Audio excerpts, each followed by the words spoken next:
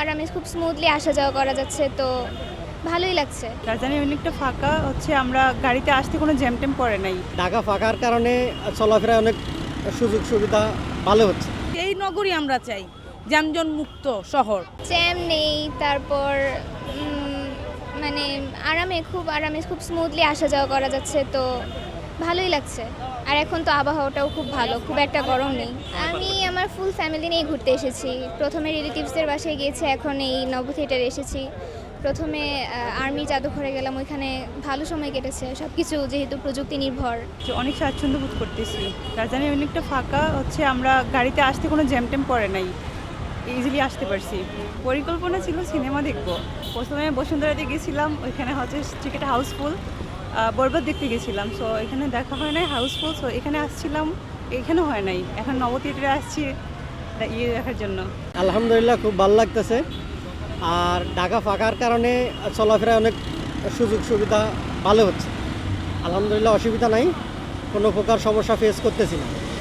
সব মিলে আলহামদুলিল্লাহ সব দেখতে খুব ভালো লাগছে, ফ্রি, জ্যামজট নেই, ধুলাবালি নেই, তারপরে হর্ন নাই, গাড়ির শব্দ নেই। বাচ্চা কাচ্চা নিয়ে যে দেখেন কত বাচ্চা নিয়ে আসছে, আমরা ভালো ঘোরাঘুরি করছি। এই নগরী আমরা চাই, যানজট মুক্ত শহর। ঈদের ছুটি ভালো কাটছে, আমি হাউসওয়াইফ, বাচ্চা কাচ্চা নিয়ে ঘুরতে আসছি, অনেক ভালো কাটছে। আর নব থিয়েটারে আমরা প্রত্যেকবারই আসি, বাচ্চাদের খেলার জন্য জায়গা আছে, বাচ্চারাও এনজয় করছে অনেক।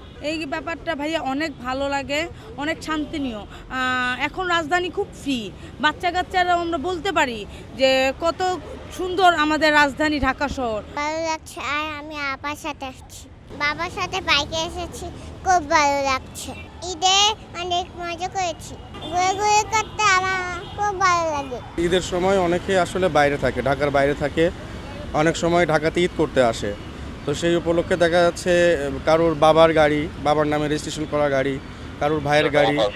তো এই কারণ দেখা যাচ্ছে অনেক সময় তারা গাড়ি নিয়ে অনেক সময় ঘোরাফেরা করেন।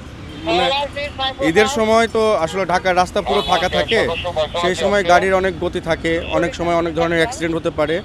কিন্তু আমরা যারা পুলিশে চাকরি করি, আমরা যারা সার্জেন্ট হিসেবে রাস্তায় ডিউটি করি, আমরা সবসময় জনগণের জানমালের নিরাপত্তা দেওয়ার চেষ্টা করি। সেই ক্ষেত্রে আমরা অনেক সময় গাড়ি চেক আউট করি, গাড়ির পেপারসটা ঠিক আছে কিনা, গাড়ির পেপারসটা দেখাচ্ছে ডেট এক্সপায়ার আছে কিনা, বা আমরা অনেক সময় আমাদের স্পিড গান দিয়ে আমরা গতি নিয়ন্ত্রণ করি। গতি যদি অনেক সময় বেশি থাকে, আমরা আমাদের সড়ক পরিবহন আইন অনুযায়ী আমরা তাদেরকে প্রসিকিউশন দেওয়ার চেষ্টা করি এবং প্রসিকিউশন দিই, যাতে তাদের জানমালের নিরাপত্তা আমরা দিতে পারি।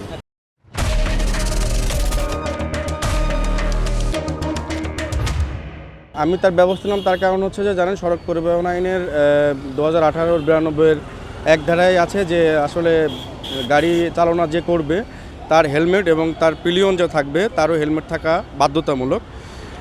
আমি যাকে দাঁড় করিয়েছিলাম ওনার আসলে পিলিয়নের হেলমেট ছিল না, যার কারণে আমি তাকে প্রসিকিউশনের আওতায় এনেছি।